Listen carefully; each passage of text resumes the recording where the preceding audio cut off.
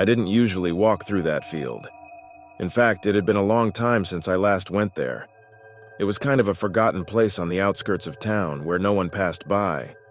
When I was a kid, I used to play there with my friends, but over time the weeds grew. People started building more on the other side of town, and that place was left abandoned. I think the last time anyone did anything there was when they planted some trees, but even that was years ago. The day everything happened, I just wanted to get my dog out of the house. He's the kind that gets restless if he doesn't get out to run a bit. The town was kind of busy, lots of people in the streets, so I thought about going somewhere quieter, where he could run free without me having to worry about cars or other people. I remembered that field. I thought it would be peaceful. The day was clear, no wind. It was an isolated place, but it seemed perfect for a slow walk. When I got there, the weeds were taller than I remembered. It seemed like nobody had really been there in a long time. The dirt path was kind of faded, but you could still walk without a problem. I let the dog off the leash and he started running like crazy. He kept stopping here and there, sniffing, digging a little. I always bring a ball to throw for him, but that day, he was more interested in smelling the ground than playing. Then after about 10 minutes, he started barking. At first, I thought he had found some animal like a rat or something. That happens sometimes, but the way he was barking was different. Louder, more persistent. I called him, but he didn't come, so I went to see what it was. He was digging frantically in a corner of the field near some trees that were almost dead, dried up from so much time without care. When I got closer, I saw he was digging at a strange pile of dirt. It was like someone had tried to bury something there but hadn't done a very good job. The dirt was kinda loose, barely covered, with some fallen vegetation on top like they tried to hide it. At first I thought it was just a normal hole, but the dog kept digging and barking. That gave me a weird feeling. I grabbed a stick that was on the ground and started poking at the dirt. Right away I saw it wasn't something normal. There was a strange color under the dirt, something grayish. I kept digging and then I saw it. It was part of a body. It's not something you immediately recognize, especially because it was decomposing, but the smell, the way it looked, everything, I just knew it wasn't right. My first instinct was to pull the dog away. I grabbed him by the collar and pulled him back. I didn't even know what to do at that moment. I stood there looking at it for a while, like my brain was trying to process it. But at the same time, I didn't want to believe it. It was surreal. I never thought I'd come across something like that in my life. After a while, I finally pulled myself together and called the police. I tried to explain what had happened, but I think my voice was shaking. They said they'd send someone out and I should wait there. So I stayed, not really knowing where to step, with the dog sitting beside me, restless. The police came in 2 patrol cars and immediately started cordoning off the area, asking me to step back. They asked how I had found the body, and I explained it the best I could. They were serious, but they seemed used to this kind of thing, which to me was completely strange. One of the officers knelt down and started examining the pile of dirt. He looked at me with an expression I'll never forget. It was like he already knew what was there, but he was still processing it. I didn't stay much longer after that. They asked me to come to the station to give a formal statement. I spent a few more hours there explaining the situation again, and each time I told it, it seemed more distant, like I was telling something that hadn't happened to me. It was hard to grasp that I had found a body, a dead person, in a place where I just wanted to walk my dog. A few days later, I found out the body belonged to someone who had been missing for months. I don't remember the exact details, but it was someone who lived nearby. The family was desperate, had done several searches, but never found anything. From what they said, the person had been the victim of some crime, and from the state of the body, it looked like it had been there for quite some time. After that day, I couldn't go back to that field again. I can't even go near it without feeling a strange unease. Even when I'm at home, sometimes I catch myself thinking about it. It's not every day you find a body like that, out of nowhere. The image doesn't leave my mind. Whenever I try to remember that place as it was before, all I can see is the pile of dirt, the smell, and the dog digging nonstop. I guess in the end, Life is full of these unexpected things. One day you're just trying to have a peaceful afternoon, and the next, you stumble upon something that's going to change the way you see the world. Since then, I avoid walking in isolated places. I prefer to stick to more crowded areas of the city, where there are people around. The dog still likes to run free, but now I take him to parks or plazas. I don't want any more surprises like that. As far as I know, the field is still the same. Nobody has been there since. Some people in town talk about what happened, but it's the kind of thing that fades away over time. Life goes on. But for me, that experience will never go away. It's like part of me stayed there, in that abandoned field, stuck in the idea that beneath the calm surface, there are things we'd rather never find.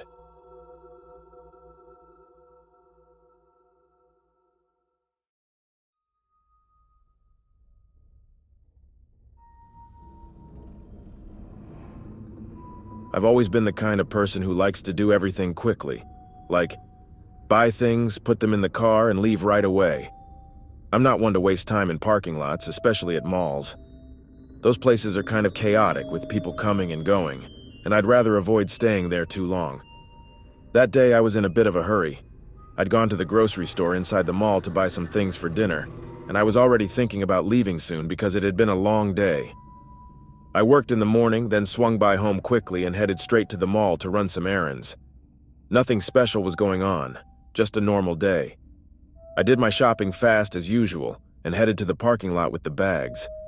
My car was parked in a spot kind of far away because the mall was busier than normal, probably because of a sale that was happening. As I was carrying the bags to the car, I noticed something strange. Near a tree, right there in the parking lot, there was a suitcase lying around. It wasn't a new suitcase like one you'd use for travel. It looked kind of old, faded, just sitting there. It was weird because people don't usually leave suitcases like that, in a place where everyone walks by. At first, I thought someone had forgotten it. It can happen, right? A lot of people leave the mall in a hurry with a million things on their mind. I kept putting the bags in the car, but that suitcase was bothering me. I couldn't stop looking at it. Then I started thinking, what if it wasn't forgotten? What if someone left it there on purpose? It seemed like a weird situation, so I decided to take a closer look, just to make sure nothing was wrong. I got closer to the suitcase, and right away I smelled something. It was strong, kind of sour, like something was rotting. My stomach turned immediately. I'd never smelled anything like that before, but you just know when something isn't right. The suitcase was kind of dirty, with some dark stains on the side, and the zipper was all rusty, almost like no one had touched it in a long time. I stared at it, unsure of what to do. I'll admit I was scared to open it. I'm not the type to mess with anything, especially with that smell. So I took a few steps back, already feeling that this was serious, and went to find someone from security. It didn't take long to find a security guard near the mall entrance.